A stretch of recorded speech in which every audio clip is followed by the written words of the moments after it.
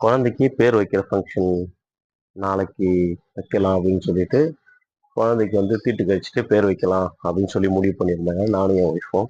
அதுக்காக நம்மளோட close relatives அவங்களுக்கு மட்டும் கொஞ்சம் பேருக்கு சொல்லிட்டு அப்புறம் என்னோட க்ளோஸ் ஃப்ரெண்ட்ஸ் இவங்களுக்கு மட்டும் சொல்லலாம் அப்படின்னு சொல்லி முடிவு பண்ணுங்க.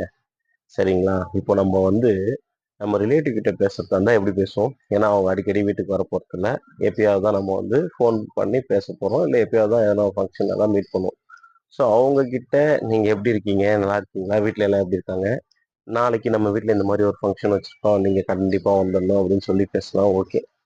நான் ஃப்ரெண்ட்ஸுங்க கிட்ட எப்படி பேச முடியும்? இந்த மாதிரி நாளைக்கு ஃபங்க்ஷன் வச்சிருக்கேன்டா, நீ கண்டிப்பா வந்துரு அப்படிதான் சொல்ல முடியும். ஸோ என்னோட க்ளோஸ் ஃப்ரெண்ட் ஒருத்தர், அவர் பேர் சொல்ல விரும்பல. அவர் வந்து ரொம்ப ரொம்ப ரொம்ப ரொம்ப க்ளோஸ். சரிங்களா? ஸோ நான் இப்போ வந்து அவருக்கு வந்து கால் பண்றேன். கால் பண்ணிட்டு இந்த மாதிரி நாளைக்கு வந்து ஃபங்க்ஷன் வச்சிருக்கேன். நீ வந்து கண்டிப்பா வந்துரு. நான் எப்பயுமே இப்படிதான் பேசுவேன். சரிங்களா? எங்களுக்குள்ள அவ்வளோ ஒரு ஒற்றுமை இருக்கும். அவ்வளோ ஒரு அந்யோன்யம் இருக்கும். ஆனா என்னன்னு தெரியலங்க. நான் இந்த மாதிரி பேசிட்டு நான் ஃபோன் கட் பண்ணிட்டேன். கொஞ்ச நேரம் பொறுத்து என்னோட வாட்ஸ்அப்க்கு மெசேஜ் வருது. உனக்கு கூப்பிட விருப்பம் இல்லைன்னா என்ன கூப்பிடாத. கஷ்டப்பட்டுலாம் கூப்பிட தேவையில்ல. நான் வரவேன். நான் இது பண்ண வேணாம் அப்படிலாம் வருது. எனக்கு ஒண்ணுமே புரியல. இல்லையே நம்ம எல்லாமே கரெக்டா தானே பண்ணோம். ஏன் இந்த மாதிரி வந்து பேசுறாரு அப்படின்னு சொல்லிட்டு எனக்கு ஒண்ணுமே வந்து புரியலங்க. உடனே நான் திரும்பி ரீப்ளை போட்டேன். என்ன ஆச்சு? நான் எப்பயும் உங்ககிட்ட பேசுற மாதிரி தானே பேசுறேன். இல்ல இந்த மாதிரி உன்னோட ரிலேட்டிவ்ஸ் சொந்தக்காரங்களை போய் நீ கூப்பிட்டா அவங்க வருவாங்களா?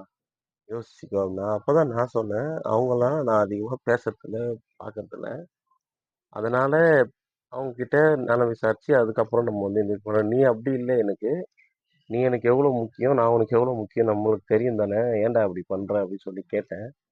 ஆனா இருந்தாலுமே அவர் அதை ஏத்துக்கவே இல்லைங்க. அப்பதான் புரிஞ்சுது. நான் இன்னும் பழகுன காலத்துல இருந்து என்னோட ஸ்டேட்டஸ் இன்னும் அப்படியே தான் இருக்கு. அவரோட ஸ்டேட்டஸ் வந்து வேற லெவல்ல போயிடுச்சு. என் கண்ணுக்கு அவர்கிட்ட அந்த ஸ்டேட்டஸ் தெரியல. நான் அந்த ஸ்டேட்டஸ் பார்க்கல. ஆனா இப்போதாங்க புரியுது.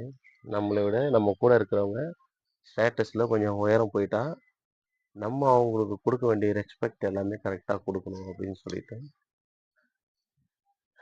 உங்ககிட்ட ஷேர் பண்ணணும்னு தோணுச்சு. ஷேர் பண்ணிட்டேன். தேங்க்யூ.